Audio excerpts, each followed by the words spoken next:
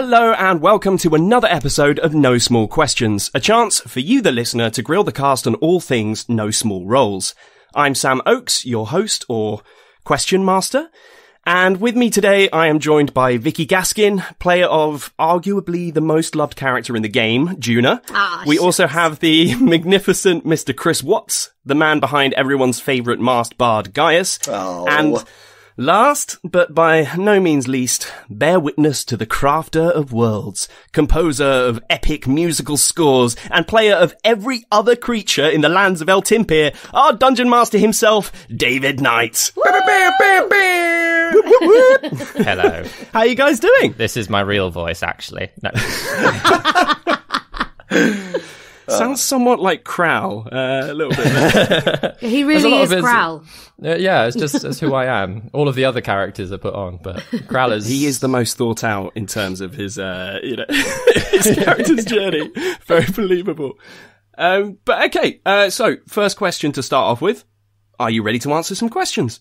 Yes. Yeah! Okay, then let's dive right in with the first one. So, hands up, who wants to answer this one first? This is from Dungeon Master Dylan, who sent this in via Instagram. And the first question is, what or who got you into D&D? So, let's go around the circle. Vicky, do you want to take this one first? It was Baby David. Oh. So, we were already friends, weren't we? Because I met David and was like, I'm going to make him my friend by giving him a job. This is a true story. It worked! That's how I made friends with everyone on No Small Roles, by giving them jobs.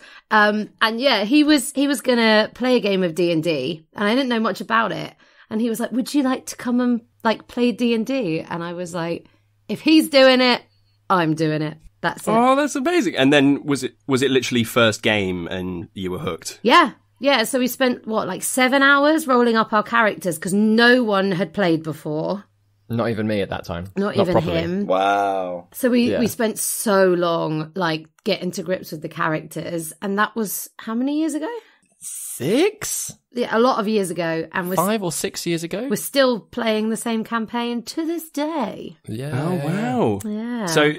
For David then, was it your own kind of incentive? You were like, oh, I've seen this game, I kind of want to give it a go, or did somebody mention it to you? Yeah, so growing up, massive fan of fantasy books, literally read all of them, a grand many. And I'd seen, obviously, D&D around and downloaded loads of the free stuff from 3.5, a little bit of 4E, never had anyone to play with it. All of my friends are more on the music side of things in school growing up, so very few nerdy friends in that way. My family, again, were not particularly interested. We tried once or twice, and they were like, oh, I don't get it. And at the time, I was like, I don't get it. I've never played this before either. And then, I can't remember who it was. One of my siblings got me the 5e starter set for Christmas one year. So then...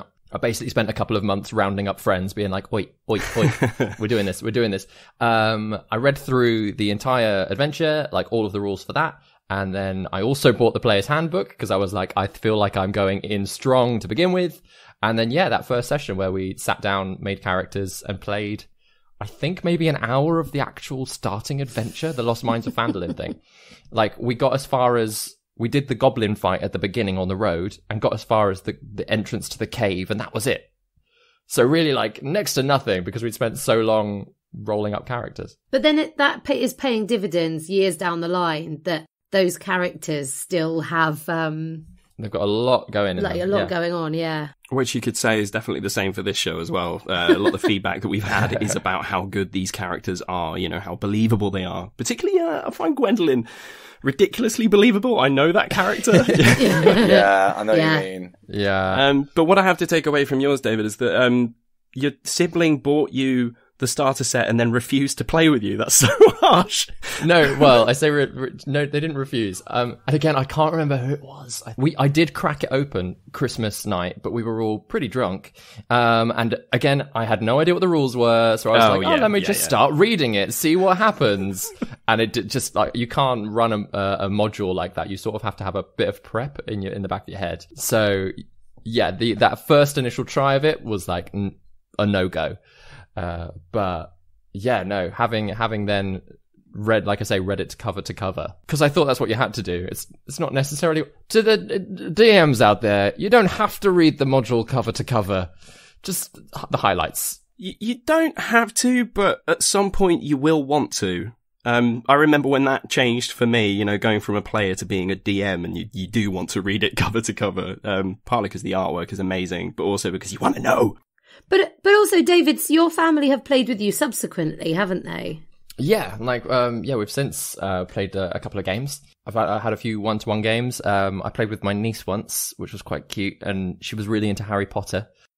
Oh, yes. Yeah. So, and I think she was, again, maybe 8 or 9 at the time, and everything that she was coming out with was so thought out, but it was incredibly Harry Potter inspired. It was brilliant. Do you think the little baby is going to play someday? Are you going to... Oh, yes. Have this going on for your family when they get to a certain age? So my daughter is 1. She's just turned 1. And she's the cutest thing alive. Oh my God. She's the cutest thing alive. There is, unfortunately, to all the other babies out there, you're second. Yeah, basic. Yeah, basic. But we've already noticed that what this kind of things that she wants to play with is role playing. She's already going for cups and stuff, and pretending to drink, and pretending to cut up food, and pretending to feed us as well, which is quite funny. But it's all play pretend so far. And she's been there for games, hasn't she? Yeah, she has. Just before she's already lockdown. rolled a dice. Yeah. Oh, so cute. You could use her as a massive mini. No, don't do that. I remember initially when we were doing the podcast, David was consciously aware that his might suddenly scream in the background.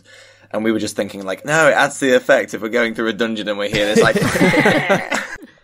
Yeah, exactly. Oh, amazing. And Chris, I think I know your story, but for our listeners, how did you get into D&D? So, for those of you who don't know, obviously listening to the podcast or whatnot. So Sam and me are really good friends. We've been good friends since uni, and we even lived together during uni. It's a funny one, really, because it was about 5 years ago when I was living with a different friend of ours, a mutual friend. He introduced us to D&D. He said, "Hey guys, you want to try this new thing?" And I'd heard of D&D, and I heard it was people in the 70s would play in the basements, and it was considered by hardcore Christians to be a devil worshipping thing. So I was a bit okay, I'm quite intrigued by this. So, but what actually got me into really being oh yeah, okay, I'll give it a go, was his passion for it. Yeah, and also it was interesting because it was a trifecta. It was Alistair wanting to do it. Great word. Thank you. I've been literally teaching a vocabulary lesson today, so I should use that next time.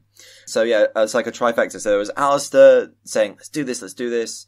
And then there was me watching the community episode of D&D. Oh, yeah. And me going okay, so that's how the mechanics sort of work, and the storytelling aspect was really cool. And then on top of that, there was the Stranger Things boom of D&D. Everyone was watching Stranger Things. I watched Stranger Things. I love Stranger Things. Stranger Things, give me free stuff. And and I watched that and I thought, oh my gosh, these kids are just having such a dramatic, fun time. And I loved that scene in just one episode of Stranger Things where they were playing D&D and they were getting so involved. So I was just I felt all these different feelings and emotions, and I just thought, oh, there's actually there's got to be something there that I really enjoy. And I think me and Sam, we were just talking about this before we started recording, but we held hands together and we sort of took the deep plunge, and we didn't realize how deep that rabbit hole was going to go. Definitely not. But to people who I always say this to people who are new to D&D, is that they're a bit scared. They're a bit it's really hardcore. It's kind of like Harry Potter. A really hardcore Harry Potter fan would be oh my god, you have to read Harry Potter. It's amazing. But you look at the books and they're so dense. But it's just take your time with it. And there's a big passion behind this phenomenon that is D&D. And so there's no harm in just taking your time, dipping your toe in and seeing what it's like. I also maintain it's a fantastic thing for actors to do. Yeah. I think it's one of the best acting exercises I've ever done. And even now, I was talking to Nikki, who I run Open Book and Open Bar with, and saying this character's got more dexterity and less strength, and this character's more got more wisdom than intelligence, and it really, really transfers. Mm-hmm. No, definitely, because we were talking. Nikki is now a complete super fan. She's an addict, I would say. Yeah. She's coming for my role, which I'm not pleased about. You're irreplaceable, Sam. Oh, thank you. Oh, that's super cute. Amazing. Okay, I think the next question we should ask, and let's start with David this time. And it kind of borders on the last question, but this is from Hannah Clancy, who sent this in via Facebook. I know how. And the question is, what is the longest campaign you have ever participated in? And we did kind of cover what sparked your interest in D&D, but yeah, I'm assuming that first game with Vicky is the one that's lasted the longest. Yeah, so we're 5 or 6 years now, and we started with the starter set, which the Lost Mines of Phandelver, but it's set in Phandalin. It always confuses me. And basically, getting to the end of like that storyline, I decided that I wanted to create my own storyline moving forwards. So I just tied in a few little things to make it make sense, essentially, and then sent them off on their own journey afterwards. And that's been going on ever since. I'm looking up all of the every story arc. He sends out a new trailer, and so I'm trying to work out. So there's 1, 2, 3, 4, 6. I think there's been 6 story arcs. So yeah, it's ongoing. Yeah, still ongoing. Wow. So the general overarching story is that the first thing they were asked to do was transport this young drow girl to the mountains across the way. She was being hunted by some paladins of Tyr. So, you'd expect them to be the good guys, but they're chasing this poor innocent girl. Except, of course, that it turns out that she's going to be the manifestation of Lolth. Oh. Sorry, Lolth is who? Lolth, as in Spider Queen. Yeah. Lolth is the demon spider queen. Yeah. Mm-hmm. Okay. She big bad. Yeah, she the big bad. And I knew that, but I knew that obviously all of my players were not hot up on the D&D lingo. So I was like, I'm just gonna. And even they asked at one point, and she was like, "Oh yeah, I believe in Lolth and blah blah blah." And they're like, "Okay, cool. You like spiders? Great." So they delivered this poor girl. They did try to stop the ritual, but she still became Lolth. And then basically and we'd also given one of the items that they needed to free Lolth. On top of transporting the girl. Oh my god, it was a fucking nightmare. Oh, so you brought about Armageddon then, basically? Oh yeah. Oh, nice. So then the storyline afterwards for 3 or 4 years was them trying to stop Lolth's plan. And Lolth in this version basically believes herself to be a better goddess of life and death than the Raven Queen, because, again, in my little homebrewed version, the Raven Queen controls the cycle of strings. If anyone's read The Wheel of Time, it's basically that.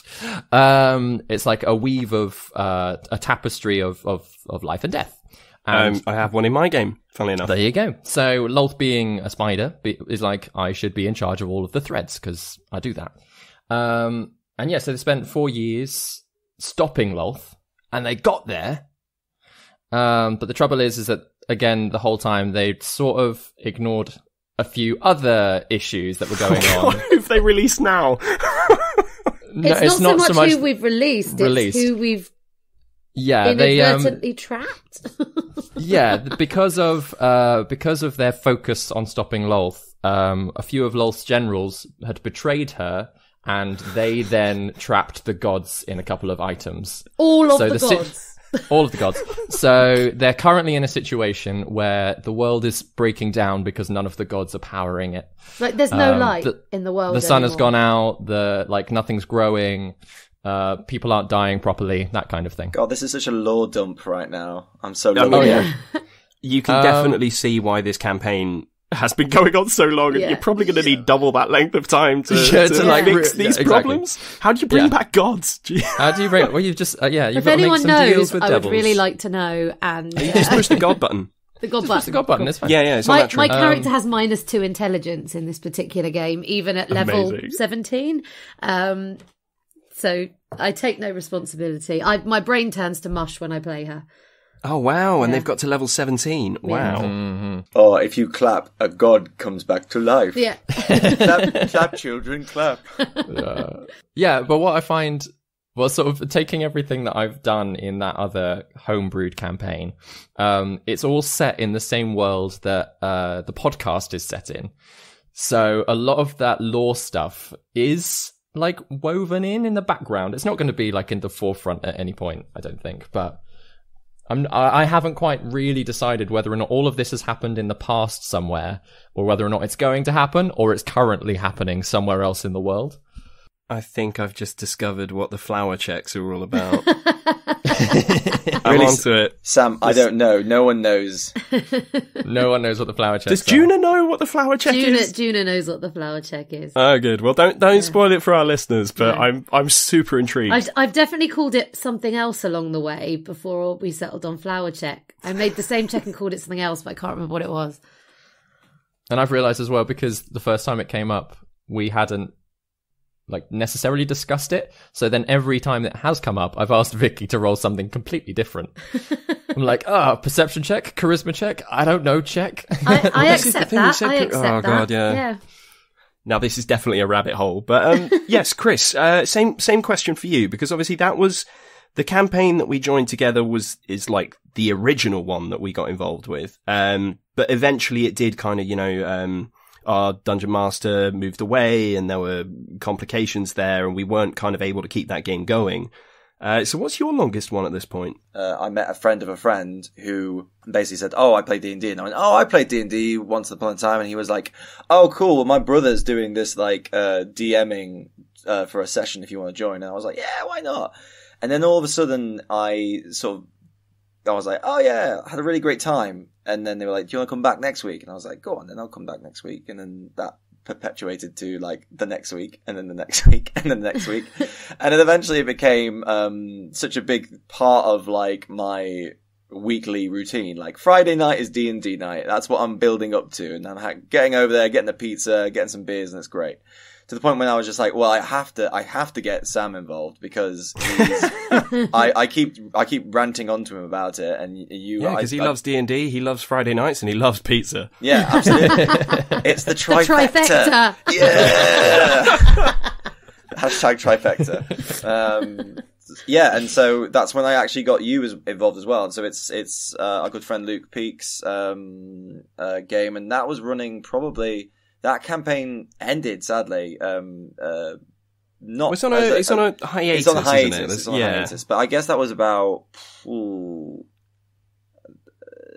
let's see, about 3 years. 3 years, I'd say. And that was a long one. That was a long one when I wasn't expecting it to go on that long. I've had other campaigns, that have lasted like 3 weeks and they've been brilliant. And I've had campaigns that lasted 3 months and they're brilliant. But that one was like David says, like you get so invested in the tapestry of the world itself, but it's really the characters that you go along with. Like, Juna is a perfect example of a character who, like, I just want to know more and more and more about. And every time she comes out with, like, something that surprises me, she intrigues me even more. She comes across as really cute, cuddly, like, I'd have a Twain Tide tea with her. But then she suddenly just goes like, it's alright to break into people's houses just to check they're alright. And you're like, what? Well, I'm just going to detect their thoughts. See what they're thinking. Yeah, like, at this moment. should I? I'm going to do it anyway. Okay. What was that? So your 3-year campaign that you did, like, was that like module based or was that homebrewed again? That was homebrewed. Yeah, that was totally homebrewed. And that was the first time I ever played. Yeah, bits that he pulled from some of the books, some of the direct segments from parts of the books, but it woven into this. Like, he created the land and I remember when he brought out this map for us. We'd been playing for maybe a couple of years by this point. And the character that I was playing had this weird magical moment where they basically went into a magical coma, into like a chrysalis form before they become super powerful sorcerer, right? So I started playing this other character who just happened to be like, map maker. And he revealed it on this session and just brought out this hexagonal map, and it was huge. Like we'd basically explored this tiny portion of it, and there was probably like 100, 200 times that amount of map left. Yeah, imagine the days of like Tolkien and like C.S. Lewis when they're just like, oh yeah, so like I've got this thing, and you're just showing like a little sketch of it, and all of a sudden he like pulls out the whole map, and you're like not just looking at the Shire, but the whole friggin' map. Yeah, and we were like, damn, son, there is some thought being put into this. But I think we spent the majority of that session just looking around and like looking at place names and being like, I've heard that reference like a year ago, and like this place, I want to go there and I want to go there. I was like, oh yeah, if you want to travel there, that's about 4 months on foot. It's like, nah, let's stay here in the Empire. Easy victories first. Yeah. And is that your longest campaign, Sam? So, yeah, I'd say that probably is my longest one at this point. I started a game of my own DMing at the beginning of lockdown, and I'm hoping that is something that I'm able to keep playing, because they're all first-time players, and as far as I can tell, they're loving it, really enjoying the idea of being a DM. Okay, right, next question then. And this is from Hannity Therapist via Instagram, and it's, are you very similar or very unlike your character? So which elements are most like you or not, and what was your process in making them? This is really for the players, so Vicky, do you want to take this one? Yeah. So Juna, the name Juna is an amalgam of the names Una and Joan, who are my nan, who is no longer with us, and my grandma, who is very much alive and kicking up in Norwich. So Juna is kind of, I mean, my grandma's not a gnome, and she's not a little old lady, but she's a real like kick-ass woman in her 80s. And we lost my nan last year, which was pretty horrendous. And she was like, if you were to draw a caricature of a nan, you'd draw her. So they're like really different, awesome older women. And so Juna was inspired by them. And the idea that you can have an older lady who's not just giving out a cup of tea. I mean, ironically, Juna gives out more and more tea. That's the episode. But she does that and then some. And then, yeah, but the idea, like that an older woman can be a hero and can be unexpected and, isn't, just sitting around kind of thing. So that's no, definitely not. Yeah. She's the first one to go places. Yeah. I remember the first episode, I'm just going to walk. Cool. And so there's a lot of my nan and my grandma in Juna, who are two, I am very close to my grandma. I was very close to my nan. So I think inherently there is a lot of me in Juna because the two people she's based on are very closely linked with me. That's where Juna comes from. And that's, although I'm not in Juna, I kind of am via them, if that makes sense. Oh, that's lovely. Yeah. That's really sweet. I normally look at a book and I'm like, yeah, that'll do. How about you, Chris? Is Gaius a bit of you? It's a really interesting one because I kind of came to Guy artificially and then sort of found him really in the session that me and David were discussing him. Because at first I was trying to do the selfless thing where I was saying, okay, guys, like you sort out who you want to be in this party, and I will fill in that gap with something that will be, the missing piece or whatever. So I'm happy to be whatever. And I'd never, I thought I was going to be a cleric for a really long time because I was like, oh, I want to be a healer. I want to be someone who's going to be like, helping, and keep everyone up and about. And Guy is there for healing as well.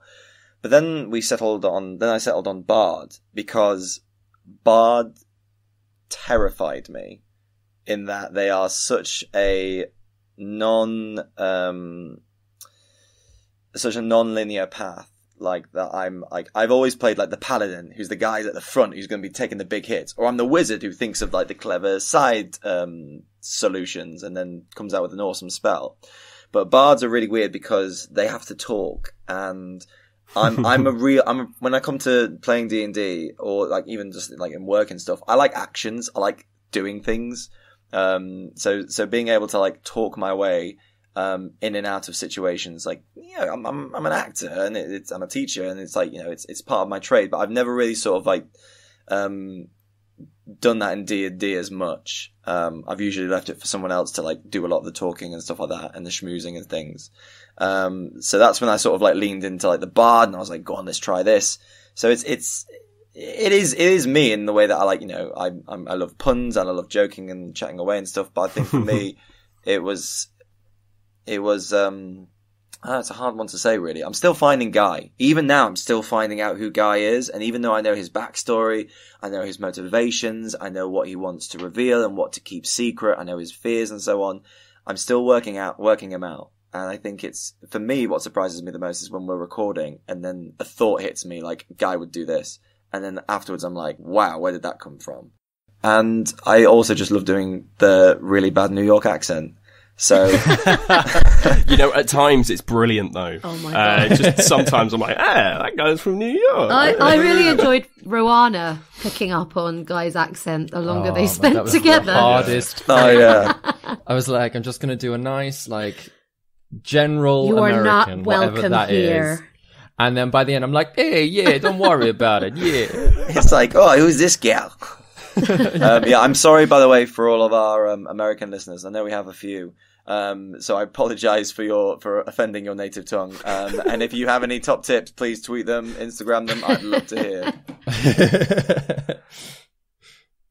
Oh, that's cute. Okay. I mean, I'm loving the New York accent, and I'm loving all the characters that people are bringing them out. So, whether they are linked to you or not, they all read like real people. They, no decision is easy, and especially between Gwen and Enkidu, and that weird kind of tension that they have, where that came from. But the way that they don't just go with the easy, let's just get on and move on with this. They constantly find a way to fight. They can't help themselves, can they? They can't stop it.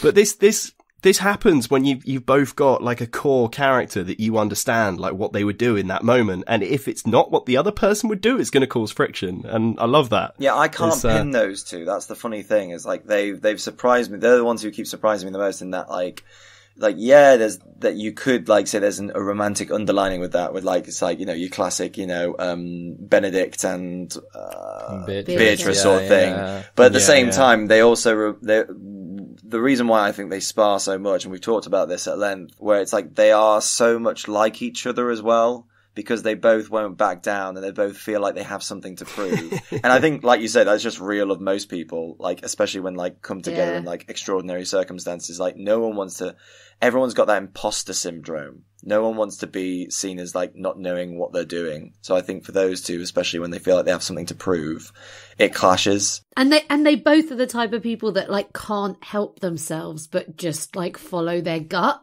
They just can't help it. Yeah, whereas Guy and Juno Noran, we're constantly looking to each other for reaffirming, is this the right thing to do? Is this the right thing? Whereas is this okay? Enkidu will do something and Gwendolyn will be like, okay, all right, I'm going to say this or I'm going to do that, and we're like, Does one of you want to make a decision, please? It is fun, those very few moments though that the two of them do agree with each other. Those are the moments that you're suddenly like, oh, that's how serious this situation is. The two of them are on the same page completely. Yeah, that happened in the last episode that I listened to, and it's just I actually agree with Enkidu here. And I was like, what? But again, it's completely within the realms of realism. They're not just going to pick a fight when No. The given circumstances are that massive, the problem that you're dealing with. Okay, cool. Nice, simple question here. Let's go around the table. So this is from Canna Banana Joe via Instagram. I hope I'm pronouncing that right. Canna Banana Joe. What is your favourite class to play? You said that was an easy one, Sam. Well, I think it's just, it might not be easy, but it's a fun one, and everyone can answer it. So let's start off with David on this one, because you have played characters. Obviously, you play every character sometimes, but you've also played, a character class with a race and stuff. Yeah, I lean towards spellcasters just because I feel because obviously I've DM'd a fair amount. I know a lot of the secrets of Dungeons and Dragons, so I feel if I'm a spellcaster, then at least I can go, oh yeah, I've studied it. More for the wizard, you know what I mean? I've got some excuse to know it. And it helps you look like a wizard as well. I mean, the messy hair, face in a book. That's. I quite like warlocks Interesting. I think they're my favourite. Again, mostly because you've got the spellcasting thing. They're a bit gishy, so you can like run out and hit someone with a weapon, but you've also got some backup spells, and they are so like build your own class. Yeah. Because they get so many choices and so many different, like, they've got the pact choices, they've got the Eldritch invocations, like, they've got their patron. Like, there's so much variety that you can have in any warlock that they just make it, they're really fun to play. Plus the idea of having to answer to someone else or being in some kind of deal, like straight away, there's like roleplay built into the class. It's amazing. Yeah, you're bound to somebody else's choices. Some kind of other entity that's not quite a god, which I kind of love. Because they're not infallible. There's problems with these and they might turn up in the campaign, yeah. I'd agree with you there. I do quite like warlocks. How about you, Vicky? What's your favourite class to play? My knowledge of D&D is very, very blinkered. So I've played odds and sods, but really my heart belongs to the barbarian, which is the character. I've been playing a Dragonborn barbarian for so long. And actually, I've been kind of scared of spells for a really long time. So I've always shied away from it, which is why when I was creating Juna, I was like, I need to finally like do spells. But I love playing a high level barbarian and just like having carte blanche to just go in armed to the teeth and just like raging, frenzying, relentless rage, just like boom, boom, boom, boom. Yeah, just attack. Yeah, I'll get my what am I rocking at the moment? Great axe out and I really enjoy that. It's really fun. My first character, my first choice as well was a barbarian in that campaign I played with Chris. And, you he were. had a great axe called Great Axe because it was a great axe. Makes perfect sense to a barbarian, right? Yeah. I think I use D&D very much as therapy as well. So I really enjoy playing a character that's very therapeutic. And there's something really good about like having a D&D session where you're like, yeah, killed some goblins today. And like, I didn't really have to make any decisions because everyone else made them for me. And then they just pointed me in the direction and said, there you go. Yeah. Sometimes you need that like, one-man army, complete genocide moment. Absolutely. Yeah. It's interesting. I thought of the answer to your previous question because I was thinking through like, how have my previous like classes thought? And I was going to say Paladin. I think Paladin probably for me because it's the one that I played the longest, but like that's like a big tanky guy person who like, can charge in and take a few hits and stuff, but at the same time is able to do like a bit of spell casting, but like healing and so on and forth. I like being of use to a party. So like, you're not feeling very well, I'll help you there, but at the same time I get to hit something really hard. But then I was thinking about how my characters have thought because my paladin thought through action. He didn't think a lot. And then I had a wizard who thought a lot, like really cynical, really like a person who thought quite a lot before she did anything. And then I thought about Guy, and I think I know what my connection is with him, which is that, and it's true of me as well, I think through talking. And I think that's Guy, is that he's like, listen guys, here's the thing.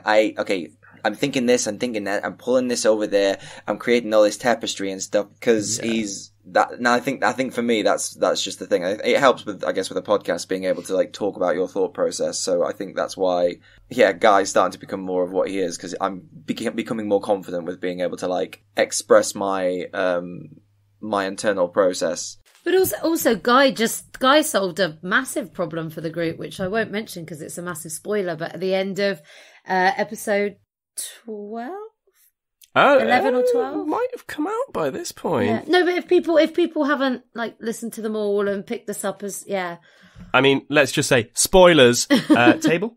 Yes. Yeah. The table. Yeah. I mean, I really, really enjoyed that, but I'm going to be honest, there were points in that episode where I was like screaming at my headphones, like, how have you not?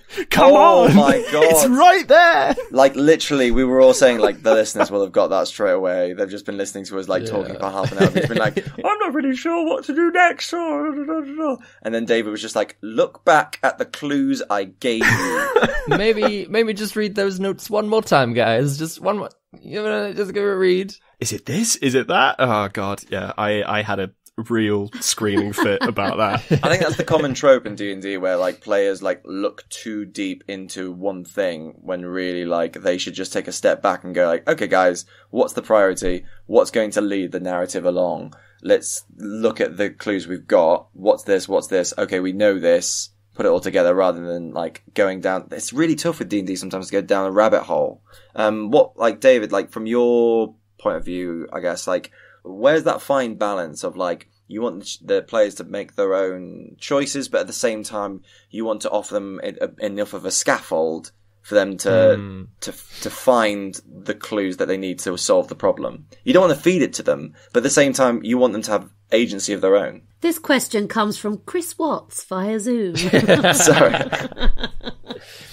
No, you're right. It is a really tricky balancing act. Is that like you don't want to railroad your players to the point that like you're basically just telling them the answer and they're not thinking about it at all themselves.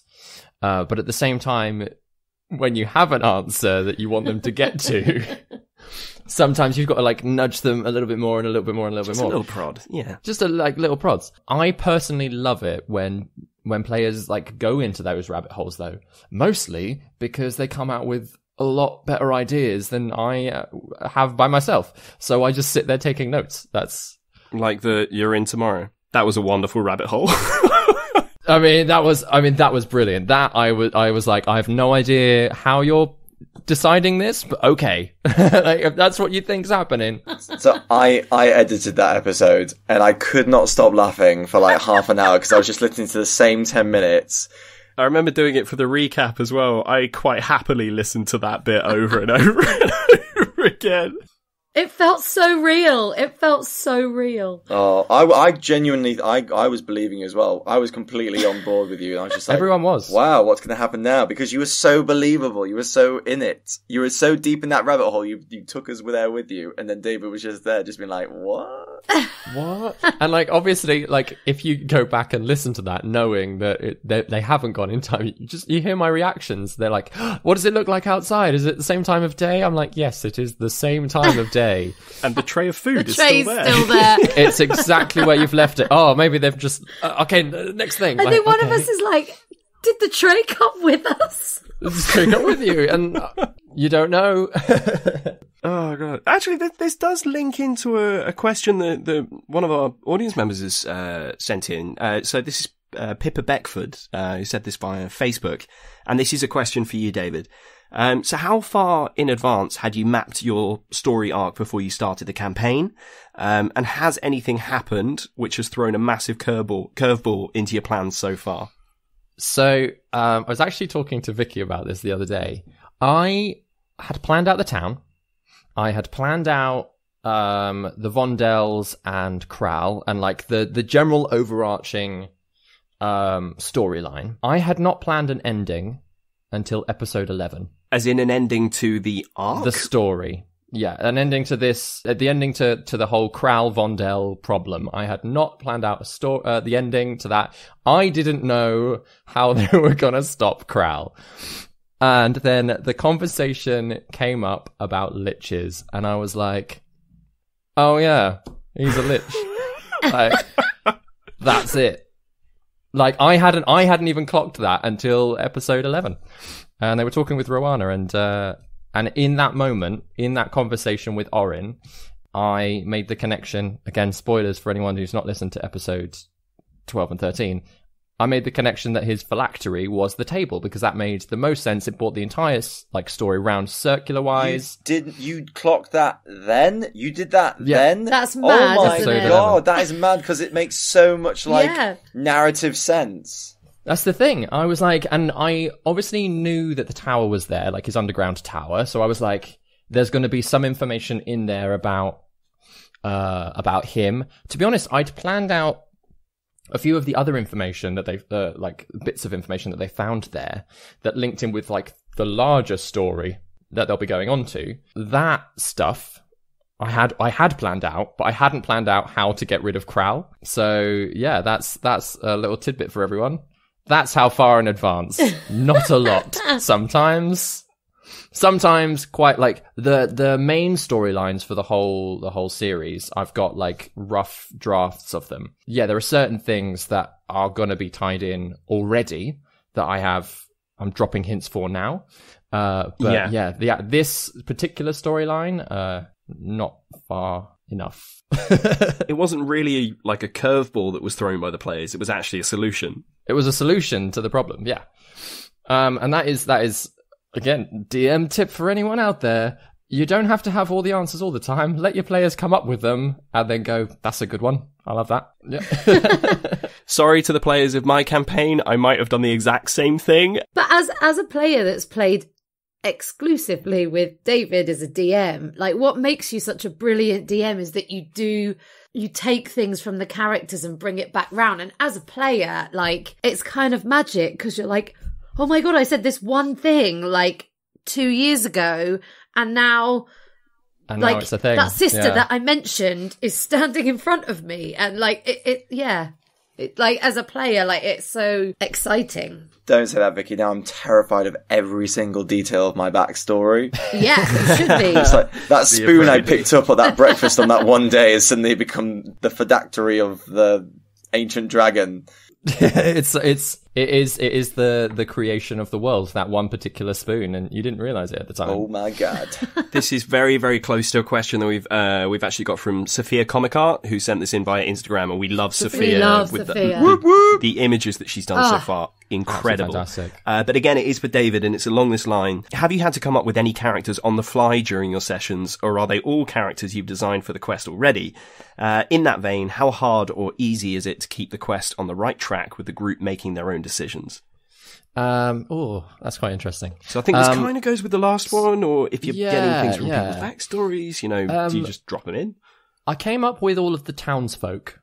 And there are actually more townsfolk that they have never interacted with, so I clearly overplanned. And there are like literally entire side quests that have not happened, but I was like, that might be a solution to like introducing them to the story. The things that keep coming up that I keep having to make up on the spot are all of the tiny animals that Juna talks to. Endless tiny animals, and I'm like, particular. What is? Sorry, spoilers.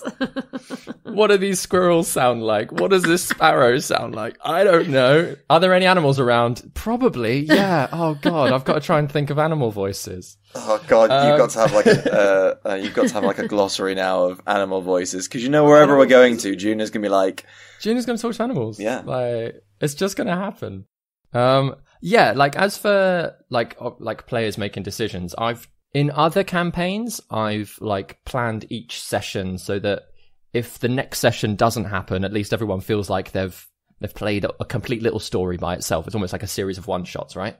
Whereas in this one, because we know that it's gonna hopefully run as long as it runs, I've tried leaving everything as sandboxy as possible. Obviously, dropping in bits of information for a story and occasionally having entire characters walk up with information. Like episode 3, I think everyone's like exploring the town and Trimpt, having just been mentioned, walks up on his horse and is like, hello. That was obviously me being like, here's some plot for you. Take the bait. Whereas, yeah, there are other times, like their decisions to go into the woods and things, I've just got to like throw down any tracks ahead of them so that I can give them some information that pertains to the overarching story, but they're still the ones in control of where they're going, if that makes sense. I think there is a great skill in the deception of a DM, in that, like you say, like you could have like laid down those tracks years ago. You knew that train was going to be coming. You knew it was going to take years to get there, or it could literally be that we are around the bend. You can hear our whistle. And you are still laying down that track really quickly. But as soon as we turn that corner, it looks like that track's been there for ages. And it's just, that's a skill that you've done really well to perfect, David. But also I think that like a lot of like new DMs are excited to learn. And I've DM'd a few times as well. But also it's like you say, like over preparing is just as much as a crutch as it is like as a help. Yeah, exactly. Like, you don't want to be so stuck in reading your notes that you're not engaging with what your players are doing. But at the same time, like, when you've got an idea for a story, like and you're really excited about them experiencing that story, you don't want them to miss out on anything. And you're really excited about killing those particular characters off. They're going to die whether they like it or not, however hard they try, right? Exactly, right. Oh my god. If you watch the video of us on Zoom, which unfortunately isn't made to the public, but like, But I have it on my computer. You've got it on your computer. Oh my gosh, we got released that one point. I want to watch that. Because we all just went, what the fuck? And most of us walked away from our computers and were like, had to go and like stand in the corner somewhere and hyperventilate. Yeah, it was brilliant. As the listener, I jumped off the sofa. I was so elated and completely bamboozled by that moment. I was so angry with David as an individual. Was it you that just screamed out like, no wonder you were so happy about us dying? Yeah. I mean, but that's the thing, is that the entire time I was like, I'm really trying to like, and all 5 of them, fantastic actors, like, not only like role players and like players in general, but like they were completely in character. They were feeling the heartbreak of the entire situation. And so to watch it, I was like, this is fantastic, but I know the twist, so I couldn't stop smiling. I was like, this is such raw emotion, and yet I've got to carry on. I think me and Vicky did a really good job role-playing as Dead. Yeah. You were great. Yeah. Just best. No, but I was really fucking hard keeping quiet. I was just like, yeah.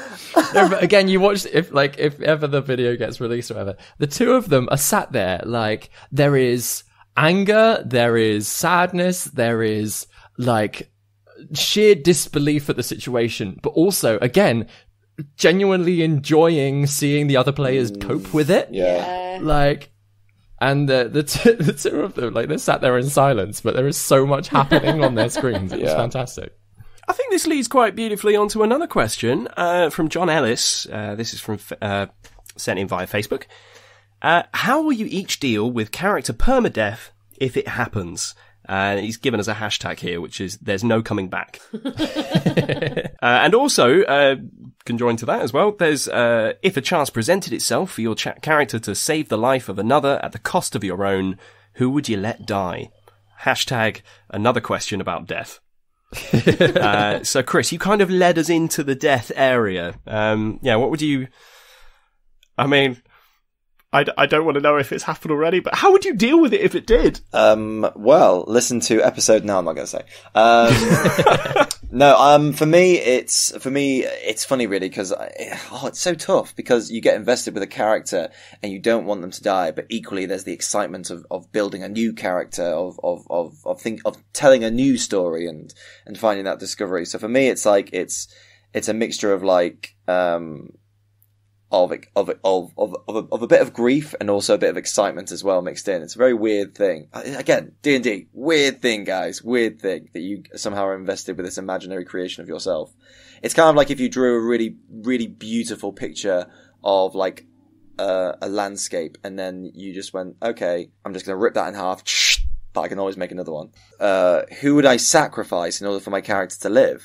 Okay, so I think for me, it's a funny one, because at the start of the arc, Guy is all about self-preservation. He's been on the road for a really long time. Me and David talked in depth about like his life on the road and stuff. He's intentionally built like a rogue, but he's a bard. And depending on like his backstory connections and stuff, but so self-preservation is always his first and foremost. You know, I think Juna absolutely tugs at his heartstrings. And I think actually, especially like Gwen, Gwen was like the first one that he connected with and stuff. But also Guy, sorry to interrupt, but Guy and Gwen's relationship, as in like their friendship, I think is like wholly underrated. It's so like lovely and beautiful and like just pure friendship. Like, bearing in mind they haven't known each other that long, it's I completely agree. Like, it surprised me that like when Gwen's in danger, that's when like Guy's in the goes like, oh shit, I need to do something quick. And I think it would be really tough. I think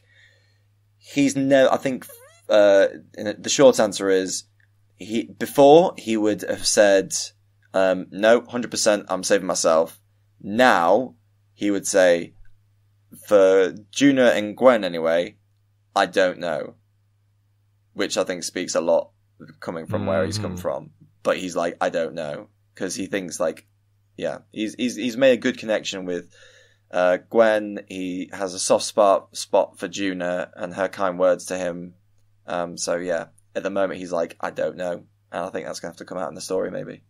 This is really interesting because it kind of ties into what you were saying earlier in that you're still finding these things about Guy. It's almost like Guy's finding out these things about himself. So both Chris and Guy don't know what Guy's about to do. You think you know, but then in that moment, you're like, no, this is what Guy would do. So yeah, maybe we'll have to, well, we won't have to be faced with that circumstance, David.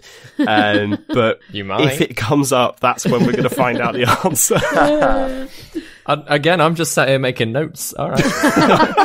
Don't give my ideas, Okay, Sam. so these guys would all save Juna, and Guy would maybe save some people. Exactly, yeah. So kill Juna, and everybody else dies. So if I want some real drama in the party, put Orin or Enkidu in danger in front of Gaius and watch Gaius betray them. Ooh. Vicky's got the interesting challenge because then I don't know. Well, obviously the parameters of the question mean that she can choose Juna, but would Juna save Juna? I don't know. What would she do? I think it very much depends on the circumstance. I think Juna would know who she would sacrifice herself for, and I think there's a lot of people she would. But and I think she is that kind of character that I think would be very much like better me than them. But and like I would let her because I have to. I don't have to, but I do. But I would I would be devastated. Like I feel like I get these characters in D&D and they belong to me and they're like a part of me. And I think like the reason that I just like when episode 8 happened, like I was just like viscerally just like angry because like it's like you're living their life. Like when I talk to my husband about D&D, who has never played and just kind of abides me talking about it. He's like, but you're talking about this like it really happened to you. And I'm like, but it kind of did, And so I think I'd find it really tricky to have to roll a new character. I would, because that's what you do. But it's tough, isn't it? Because as much as you're invested in your character, you better believe that the other guys are invested in their characters as well. So you have that decision that weighs in, that weighs into the decision that you're about to make. Yeah. So my answer is I think Juna would be very quick to sacrifice herself, but Vicky would be really, really like upset about it. That makes me sound like a multiple personality person. We all are. I'm really curious as well because for me, Juna is the one where I'm most curious about what her goals are. Like, what does she want to achieve? So for like Guy and for Orin in some ways, like Orin has all this like mechanics and stuff. So I'm kind of like, okay, I can suss out maybe what his things are that he wants to achieve. And Kidu's a bit like a different kettle of fish where I'm still trying to work out, like, is it vengeance he wants to go down or is it self-redemption and so on? Gwendolyn, like, wants to find herself. Guy, wants to get rich and wants to have a good time, maybe. But for me with Juna, and I think maybe it's what you say as well, like, maybe it's the unconscious bias, where it's like, oh, okay, well, like, the assumption is like, oh, like, if you're elderly, it means you've achieved all your things in your life. But that's clearly not the case with Juna. I'm giving nothing away. Oh, come on. I love that, Chris. You were like, and I'm going to talk around and see if I can just get a little bit of... No. We had this conversation in game the other night, which doesn't spoil anything, where I said something along the lines of like, Juna's really good at keeping a secret. And Ben was like, no, she's not. And I was like, interesting.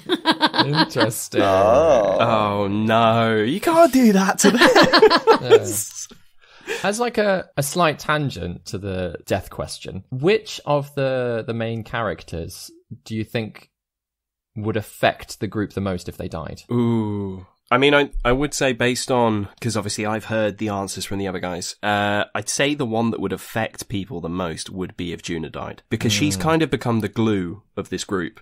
in that she's close with everyone. There's no friction or anything. There's, she is Juna with every single person that she speaks to. I think Gwen would probably be quite a hard hit as well, and I think I'd say all of them to some extent. Yeah. But That's definitely, everyone's got their place in the group, so it would suddenly feel like something was missing. Yeah. was just because people seem to.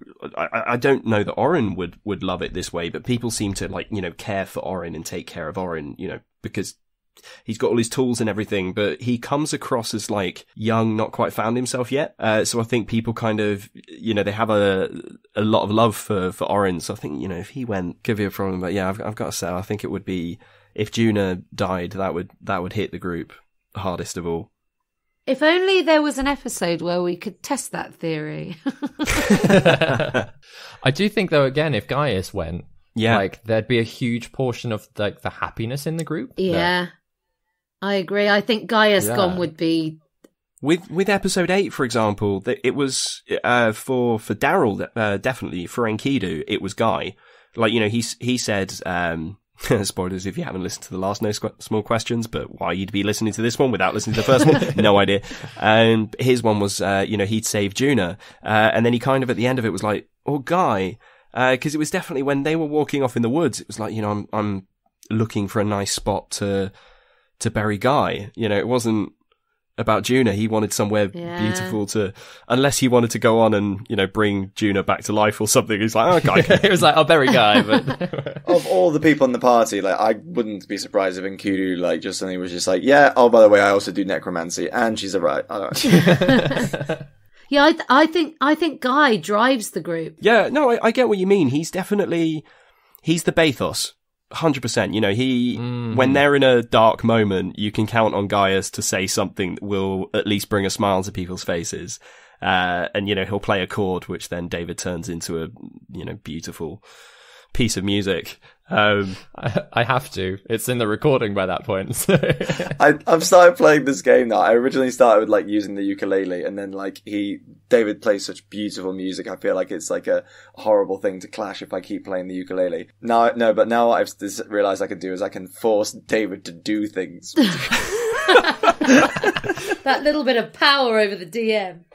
There was one episode, it blew my mind. It was where I think I messaged you about this, David, didn't I? Just to say that Gaius's performance. Yeah, because that was it. Audition. Chris played a few chords at different moments throughout this rendition that he was doing, and you put it into a flowing, beautiful piece of music. I have no idea how you did it, but the structure of the song changed with that chord, and it was the when you auditioned for the Vondells, so there were 3 different pieces of music that 3 different songs you performed for them, but in a couple of them you played chords as you were describing what the song was. Oh God. Because you said and then I changed to this uplifting bit of the song, and you played another chord. But listen to it back, because what David's done in there is unbelievable. I have to now. It's funny, with those moments, I as a DM, I love it. Absolutely love it when Guy comes out. The music director, composer in the back of my head goes, "Oh God, what are you gonna do with this one?" But in the moment, it's fantastic. But then actually, the challenge of integrating it is so much fun, because and again, I don't know whether or not that it's it is just by accident. I always seem to be in the right key for it. I'll start writing a piece of music and then realize, oh wait, he's played a chord, and it fits. So the amount of times actually that it's not an issue. It's just finding the right little progression that gets to that point and it builds it in. It's fantastic. It's such a fun challenge. But I mean, you're definitely going to prefer what Chris is doing now to what I suggested, in that Gaius plays a kazoo. I remember earlier on, I can't remember what it was, but I was like, oh, maybe Guy can play this sort of instrument instead, which was a flute or something like that. And you were like, no, absolutely not. I've got it fixed in my head. The lute has to stay. And I was like, okay, the lute's staying. All right. Oh, amazing. Okay, let's have another question. Ooh, this is interesting, actually. Anyway, the question is from Drumbo Baggins via Instagram. They're great names, guys. They're great names Yeah, all over the love place, it, aren't they? love it. Sorry, Drumbo Baggins. Great. Do you just play D&D, or have you dipped your toe in the Pathfinder pool of pop?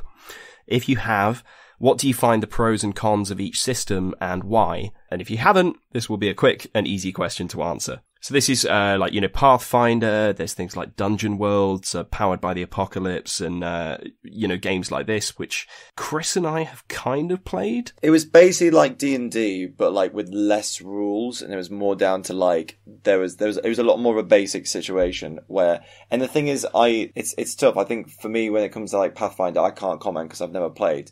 But I enjoy the way that D&D and the Wizards of the Coast and all those guys have set up the rules, because it can be so homebrew, but you've also got those as a base. And it does, in my opinion, I've never played the other editions of D&D. So for some of you new listeners, like D&D has gone through various editions, and this is the 5th edition. And it's the most like role-play based ones. And so for me at the moment, I'm just like, this system's perfect, fantastic. But I know that the previous editions all favoured different sort of mechanics, but I look forward to playing it. And Drumbo Baggins, if you're ever playing the game, give me a shout and I will definitely join in. I like with fifth edition that maths is definitely a thing that you always improve upon as you go through the evening. You're like, oh, my number bonds are coming in really helpful right now, with your dice adding and so on. So as a primary school teacher, I'm like, I know my way around this place quite well, and it's fun when you don't, and it's thrown off. But what about you guys? Have you guys ever played like Pathfinder or any? I've actually never. Again, early on in my own reading, I read a little bit of 3.5 D&D and a little bit of 4. The system that I really, really want to play. Is it a system? I really want to play Dread. Oh wow, yeah. And Dread is like it's like horror themed RPG. And to my understanding of this, at least, there's no dice rolls. You have a Jenga tower. And every time your character wants to do something, you pull a block from the Jenga tower. So as the story progresses and the horror gets worse and worse, the tension is also being racked up, because if the Jenga tower falls over, your character dies. Oh my gosh. Wow. Yeah. And like you can like sacrifice your own character by just pushing the Jenga tower over if you wanted to. But like just the idea of that mechanic, that it's not just like numbers, it's like there is some physical tension in there. So you can be the best player that come up with the best strategies in the world, but if you've got shaky hands, you're screwed.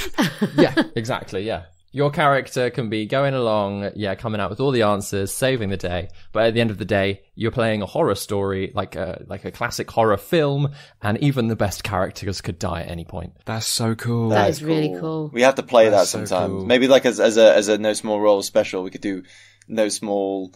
It's hard to play over Zoom, though, isn't it? It's quite hard to play over Zoom. I suppose unless we each had our own Jenga tower. But that's a system, at least, that I'm interested in playing. I also really want to play a Call of Cthulhu game at some point. Me too. So bad. I did actually. I know the question wasn't for me, but I have played a game called Traveller.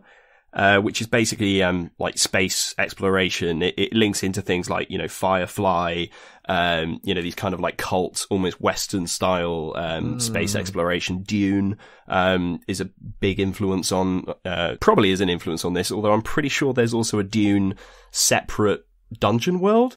It was genius. It was a really clever format. We still talk about, how we want to bring this back. And my guy was a pilot, but it's within the same, Dungeon World mechanics, in that you've got 2d6, but you've got specializations. So when you start your character, it's all about rolling dice, and you roll dice until the point that you're like, I could fail here. So you basically live out your life building your character sheet by rolling 2d6, and then you roll another 2d6, and it tells you something different about your life. So you can get to the point where you're like, you have one arm, or you're maimed, or you've been unemployed for 20 years, and you're like, okay, well, this is the point that I'm going to start the game then. Or you can die. And so you have to start the whole character creation process again. But once you've got your character, you bring it into the game, and it's kind of like that. Do I risk one more, 4 years of employment? Or do I just jump straight into the story with what I've got? And it's quite a clever mechanic. Is that like quite fun? Is that like that Rick and Morty episode where they put on a video game headset, and then suddenly they live another person's life, and they live from their birth to their death? Yeah, like the royals and all that. Interesting. Oh god, I remember that. Oh, there's a Rick and Morty D&D now as well, isn't there? Yeah, I've heard.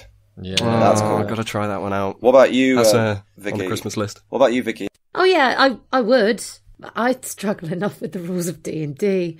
Like, I lived in Spain and learnt really good Spanish, and then immediately after I lived in Italy and tried to learn Italian and forgot half my Spanish. And I would be really nervous that, like, if I was picking up other rules, I'd get like really bamboozled.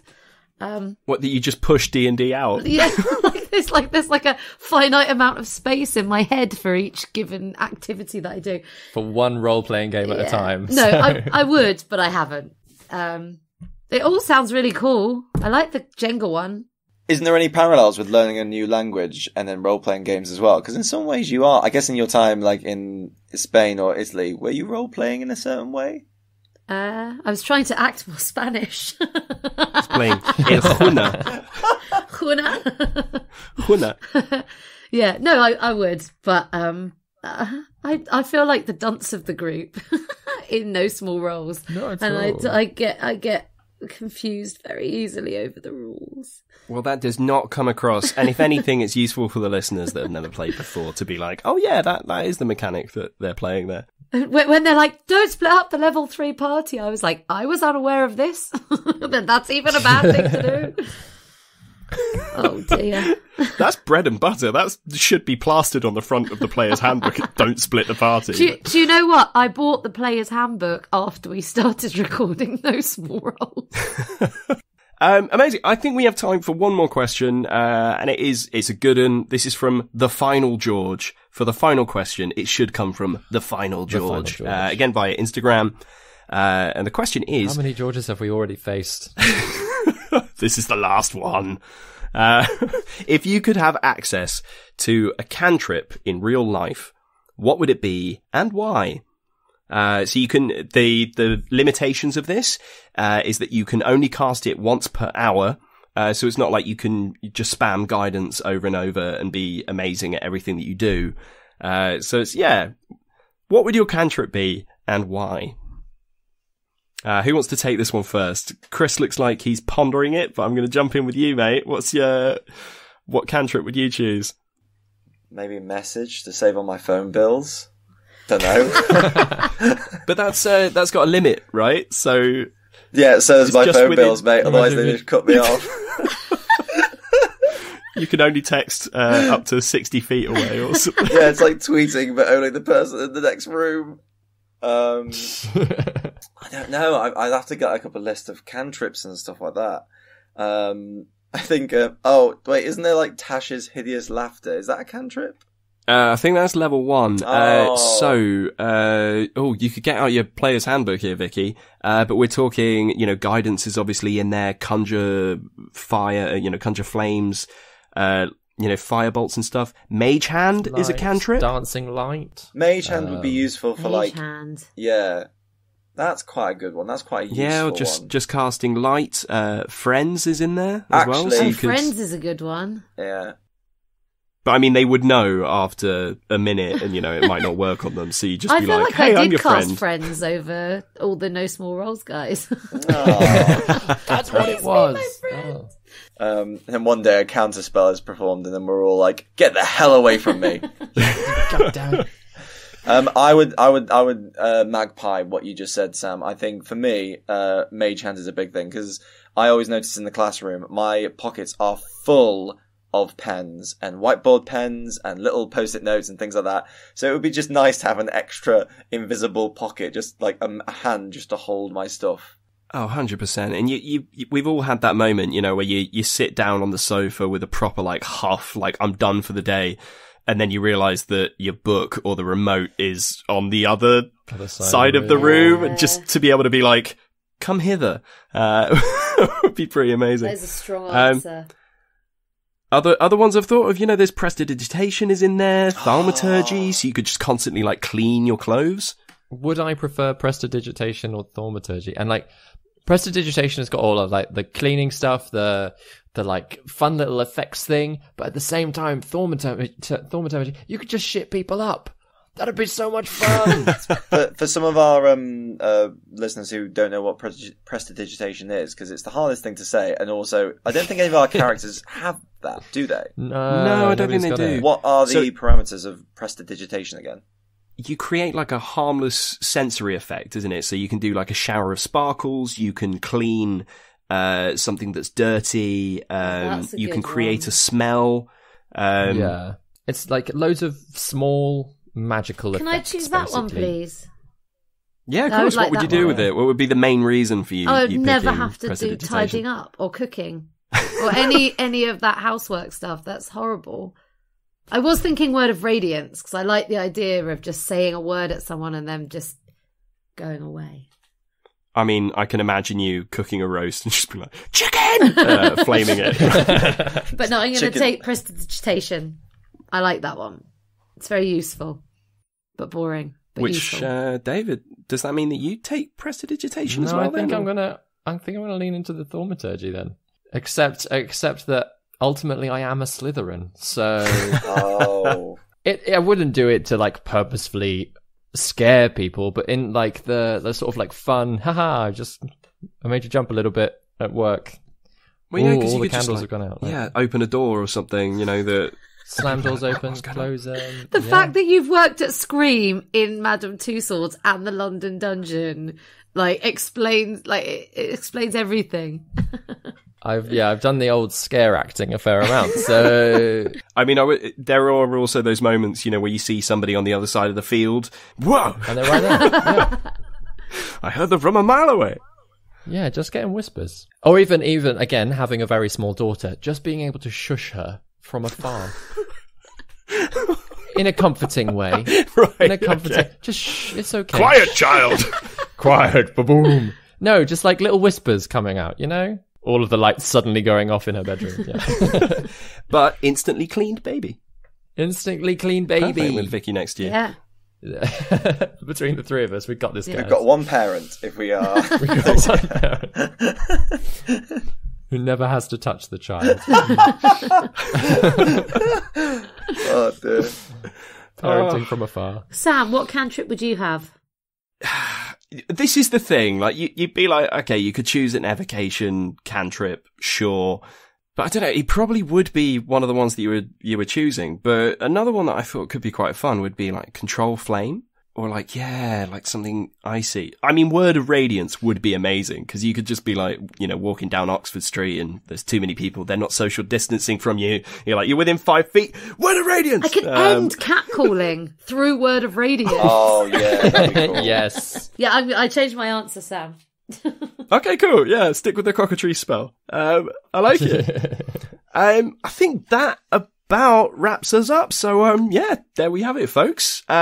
We hope you've enjoyed the episode. And if any of you have anything you'd like to know about the show and the characters, please do send your thoughts and queries to any of the social media accounts. So, that's at No Small Rolls on both Twitter and Instagram. And that's rolls spelt ROLLS. So like rolling your dice. And at No Small Rolls on Facebook. Thank you so much to Vicky, Chris and David, and to everyone who sent in their amazing questions. Seriously, the support of this listener base is incredible, and I know I'm not the only super fan these days. And if you haven't already liked and subscribed to the podcast, please do click that button and maybe leave us a cheeky rating and review on iTunes so more future super fans can find this gem of a show. It really helps. Thank you so much, Sam. Thanks, mate. Thank you guys for having me. Keep bringing me back, and I'm still waiting for my moment of being a guest player. I'm thinking it's probably going to be level 17 and I'll take down Lolth or something. We'll bring you in, take out the big bad, and you'll be done. Yeah. So thank you so much for listening to No Small Rolls. And there's only one thing left to say, if everyone can remember it. Anon! Anon for now! Oh.